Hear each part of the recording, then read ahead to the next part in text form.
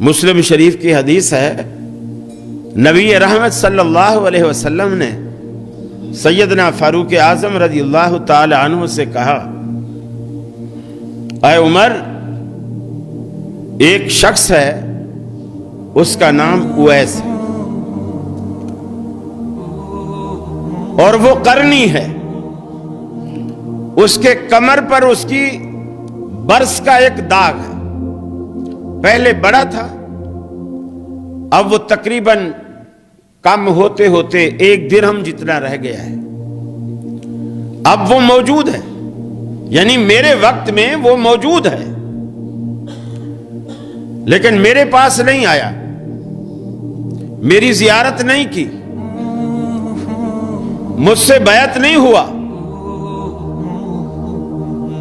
صرف اس وجہ سے اس کی ایک بوڑھی ماں ہے اور وہ دن رات اس کی خدمت میں لگا رہتا ہے، اور اس کی ماں کی خدمت کرنے والا اس کے سوا کوئی نہیں ہے، تو اس نے ماں کی خدمت کی وجہ سے صحابیت کا رتبہ چھوڑ دیا ہے۔ اگر میرے پاس آتا، میری زیارت کرتا، چونکہ وہ صاحب ایمان ہے، مجھ سے ملاقات کرتا، صحابیت کا رتبہ پاتا، لیکن بوڑھی ماں کی وجہ سے اس نے صحابیت کا رتبہ چھوڑ دیا۔ عمر، لیکن اللہ نے صحابیت کے رتبے کو بھی کھونے کے باوجود اس ایک بوڑھی ماں کی خدمت کی وجہ سے اللہ نے اسے وہ کچھ دیا ہے کہ وہ اپنے منہ سے کچھ بھی نکال دے، عرش والا اسے فوراً پورا کر دیتا ہے۔ عمر کو بتایا کیوں؟ عمر، اگر تیری اس سے ملاقات ہو تو اپنے لیے دعا ضرور کروانا کہ اللہ اس کی دعا کو رد نہیں کرتا۔ حضرت عمر ڈھونڈتے رہے، رسول اللہ صلی اللہ علیہ وسلم دنیا سے چلے گئے، صدیق اکبر کی خلافت آئی، وہ بھی چلے گئے، حضرت عمر کی خلافت آئی۔ حضرت عمر کے دور میں کسی نے آ کر بتایا کہ امیر المومنین، جس شخص کی آپ کو تلاش تھی، میں اسے مل کر آ رہا ہوں، مینا میں ٹھہرا ہوا ہے، حج کرنے آیا ہوا ہے، ایک خیمے میں ہے، اگر آپ کہیں تو میں اس کو بلا لاؤں۔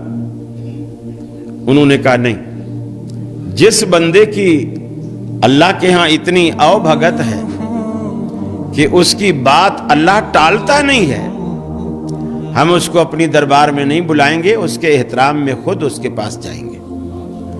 حضرت عمر فاروق نے اس بندے سے کہا، مجھے لے چلو۔ خیمے میں گئے، ایک شخص ہانڈی چولہے کے اوپر رکھ کر پکا رہا تھا، باقی کچھ دور بیٹھے ہوئے تھے۔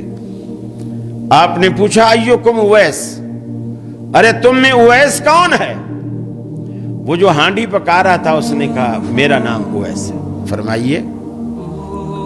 سیدنا فاروق اعظم نے اپنا تعارف کروایا اور کہا کہ میرے لیے دعا کرو۔ انہوں نے کہا، میں آپ کے لیے دعا کروں؟